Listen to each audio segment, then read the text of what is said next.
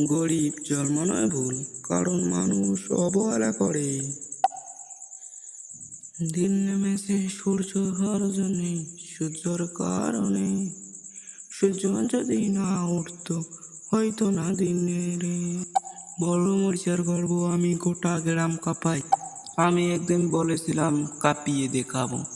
তুই তো বলেছিলিস একদিন বড় মরিচাতে এসে ওগো ঘুইরা যাবি, হাই স্কুলটা থেকে ঘুইরা যাবি।